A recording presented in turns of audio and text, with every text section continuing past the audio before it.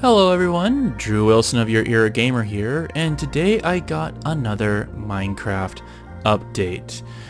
The survival run is over for me, and it didn't necessarily get to the result that I was hoping for, but you know what? In my years of reviewing games, sometimes that just happens for whatever reason.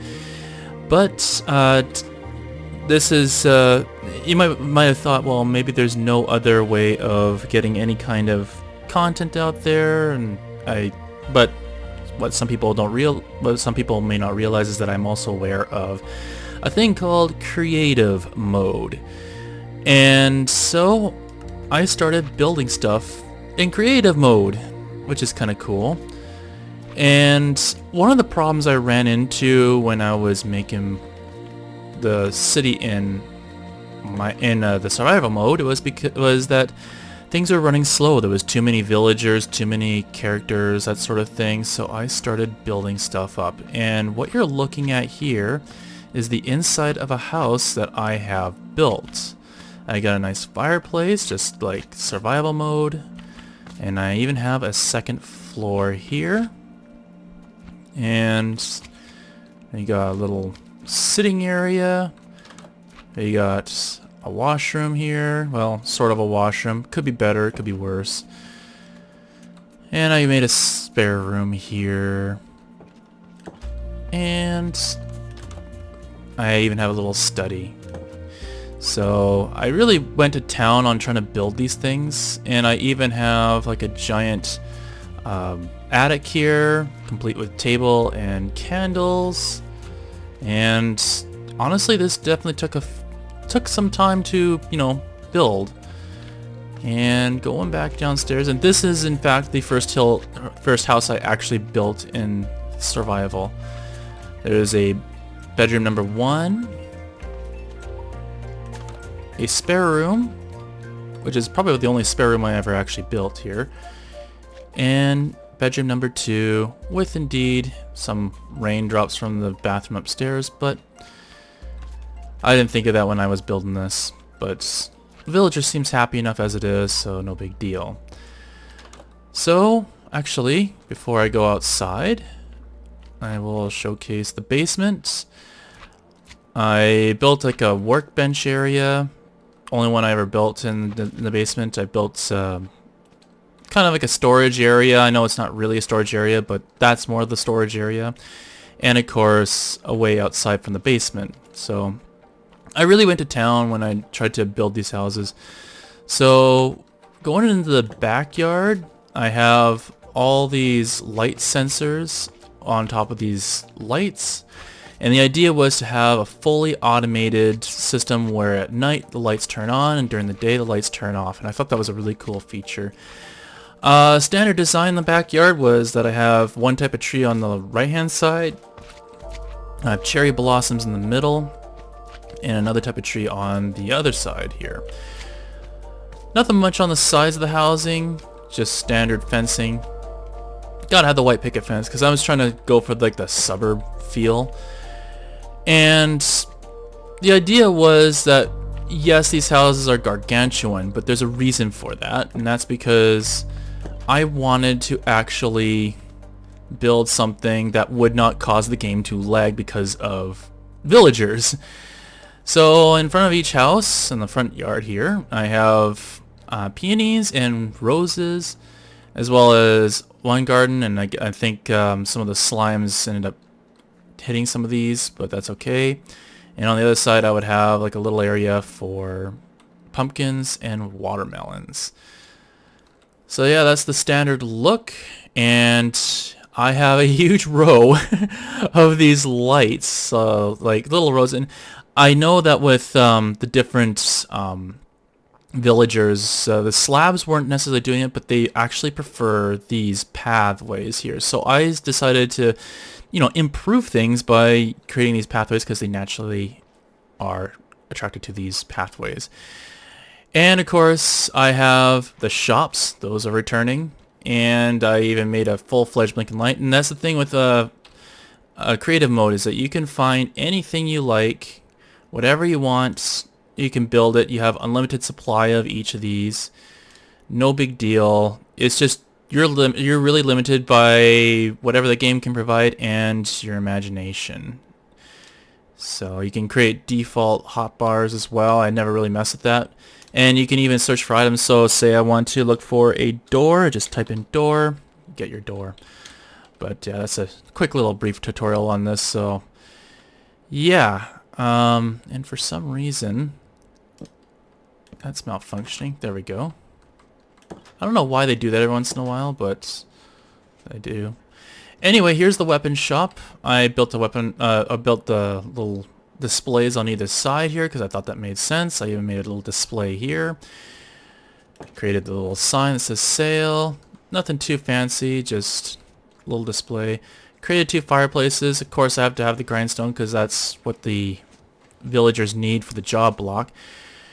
And I'll take you upstairs in a moment here. This is just the backyard. There's nothing really too fancy about the backyard necessarily. It's just a little back area. So I wanted to create a blinking light, and so what I did was I created what is known as a clock, which is 2 observers facing each other, which will give you a signal every tick. I guess it's the game tick.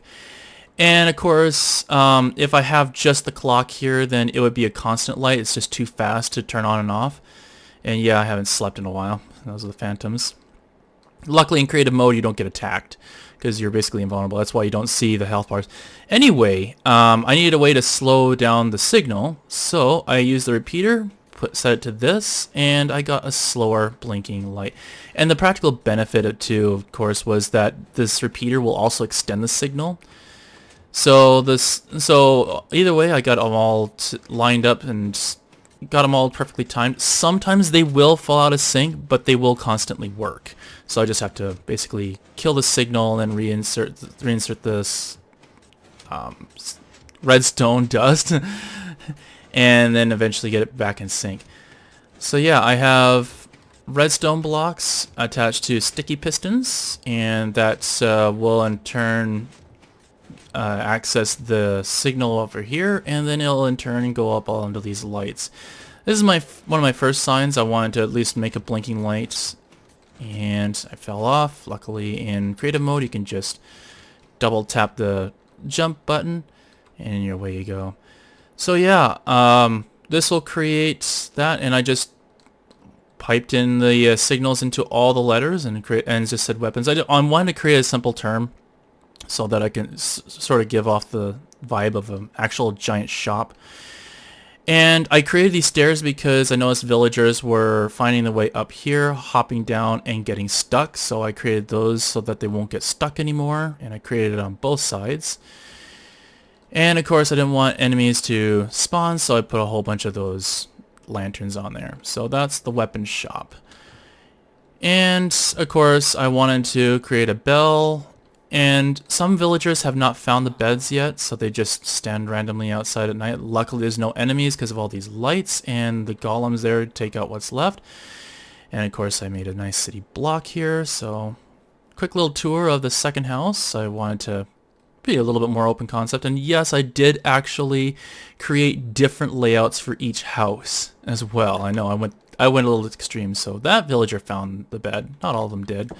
They're still in the process. The villagers were one of the last additions to this whole city. Created a nice little living space here.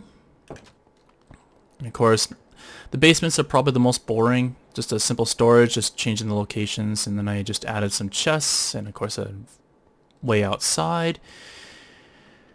And I went over here already. I'm thinking of a different layout, house layout. I have bedroom number 1. Bathroom, stairwell upstairs to the attic, small spare space, and a couch area so you can sit and relax. And of course upstairs goes to the attic, which has the usual complement of stuff. So yeah, that was house number 2. And randomly there's a cow standing there. I'm not sure why there's a cow there. But anyway, this is the armor shop. I have little displays here. Full armor stands. Blast furnaces. The fireplaces. And I wanted to make a different blink pattern with this, so I did create the usual clock because I needed a clock to initiate a blinking system. And I just went ahead and just directly wired it to that, so... Okay, forget what I said about the constant light. It would constantly trigger the pistons, and it would create a slightly different blink pattern. So it's mostly on, but not always on. And yeah, I have the armor shop, so that's the armor. And then of course I have the bow and arrow store. Those villagers have not found that yet. Create little displays of different things that they build. No big deal. Add a granite counter. Have the fletching tables. A little fireplace. And I wanted to just do a standard wire system this time around, so it's just something different. So I created the little block here, and of course it's a smaller display. I couldn't think of a specific word, so I tried to create a little bow and arrow sign. It's nothing too fancy. It's just, it probably could be better, honestly. And a skeleton's jockey is having fun with the sunlight. So yeah, house number 3. And that's there for some reason. And you're unemployed for some reason. I accidentally had a villager kid pop up, so I think that's the villager kid. Bedroom number 1. Bedroom number 2. A little stairwell up to the attic. Nothing too fancy. Endermen keep popping in and dropping off those blocks. That's about it. You got another study, another kind of lounge area. Again, I was doing the open concept thing. Bathroom, kitchen, and of course, standard basement. Nothing too fancy. Just something basic. Only because, yeah, there's a lot of building going on here. And backyard, forgot to mention the second backyard that has the giant pine and birch trees. And I got pale oak, and what was that? I accidentally have more birch trees. Okay, well, I never said the city was going to be perfect. But anyway, that is the first block in this whole district, and yeah, I technically have districts. So we move on to the seafood area. And in here, I try to create a nice seafood restaurant for the fishermen. I even added in some red carpet, believe it or not. I have some tables for places to eat. VIPs can go up here and enjoy the giant fish table in the fish tank, because I thought that would be kind of cool. And this is all I have up here. I had to put a few extra lights on top just to avoid enemies from spawning, but those blocks are mostly for the internal lighting inside here. So I have little internal lights you can see on the top there. Put a whole bunch of coral in here. And then I started getting really lazy with the signs. So all the rest of the signs just have this kind of layout where it's just each little block is backed by that. I was going to put different blinking patterns, but then I got lazy. So anyway, the house across the way, again, different layouts. And a little area here just in case you want to hang out. I could have used paintings for sure, but I didn't. Kitchen area. Got all that going. You have a sitting area. And fireplace here. That's the stairwell downstairs. Nothing too fancy. And upstairs I have, of course, the viewing area, which is I thought was kind of cool actually. Bedroom number 1. Bedroom number 2.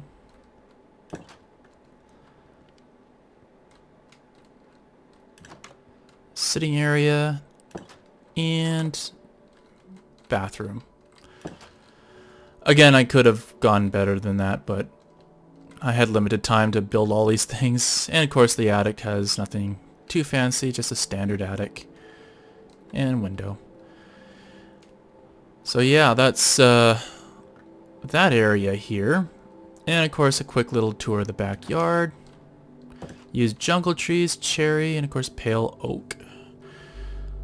So yeah, I have been quite busy. There's a lot to show you still, so I'm going to be splitting these into multiple videos. I hope you enjoyed what I was able to produce, and I look forward to showing you even more. So anyway, that is all for now, and until next time, what is your era?